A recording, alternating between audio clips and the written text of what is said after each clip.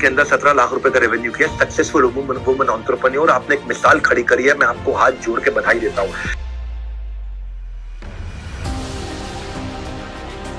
नमस्कार, मैं दिल कुमारी, टॉप आईबीसी बड़ा बिजनेस। मैं आप लोगों को एक अपना स्टोरी बताने जा रही हूँ आज। बेसिकली मैं नेपाल से बिलोंग करती हूँ। आप लोगों को पता ही होगा, जिन लोगों को नहीं पता उनके लिए बता रही हूँ। नेपाल से बिलोंग करती हूँ। नेपाल में एक छोटी सी गांव है। नेपाल का जो कैपिटल काठमांडू है, काठमांडू से 820 किलोमीटर दूर मेरा छोटा सा गाँव है, और जहाँ से मैं बिलोंग करती हूँ। मिडिल क्लास फैमिली से बिलोंग करती हूँ। आप लोगों को पता ही होगा मिडिल क्लास में कैसा सिचुएशन होता है। और बचपन से कुछ ना कुछ करने का मेरी बहुत बड़ी इच्छा थी, कुछ कर गुजरने का मतलब चाहत बहुत थी मेरी। बड़े सपने, बड़ा बनना। गांव में सबसे बोलते थे कि मुझे शहर जाना है, पैसा कमाना है, ऐसा।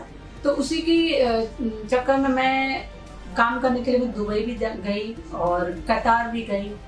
वहाँ पर मैंने काम किया और जॉब भी किया, लेकिन मुझे ना वो अपने हिसाब से वहाँ पे जितनी मुझे इनकम सोर्स चाहिए थी, जितनी मुझे पे आउट चाहिए थी, वो मुझे नहीं मिल रहा था। कहीं ना मुझे बिल्कुल भी मज़ा नहीं आ रहा था, और मुझे समझ में भी नहीं आ रहा था कि इतने में मैं क्या करूँगी। टाइम जा रहा था और इतना नहीं कमा पा रही थी।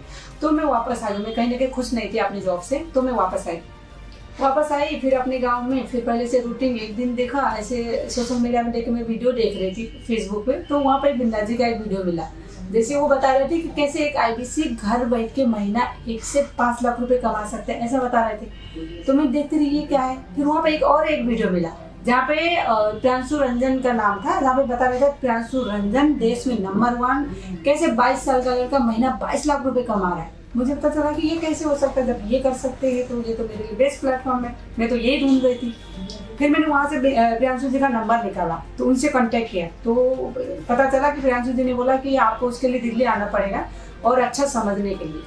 जब मैं दिल्ली आने के लिए बात हुई, तो फिर मेरे को थोड़ा बहुत कैश थे और मुझे आईबीसी ज्वाइन भी करना था। जो भी कैश थे वो मैंने इकट्ठा किया। उसके बाद अगले 2 दिन के अंदर मैंने अपना सामान पैक करके मैं दिल्ली आई। ठीक है, मार्च में जब मैं दिल्ली आई तो वहाँ पे प्रियांशु जी से मिली, बात की। उन्होंने अच्छे से समझाया कि ज्वाइन तो करना ही था, उसके लिए पैसे लगते थे। और देखा कि जो पैसा मैं लेके आई थी वहाँ के पैसे यहाँ देखा तो यहाँ और पैसे बढ़ते, क्योंकि बहुत सारे लोगों को नहीं पता होगा नेपाल के पैसा इंडिया के पैसा से कम है, और इतना इनफ नहीं था आईबीसी ज्वाइन करने के लिए। फिर उस समय एक ऑफर भी चल रहा था, आईबीसी बनो और बिंद्रा जी के बर्थडे पे आओ अप्रैल में।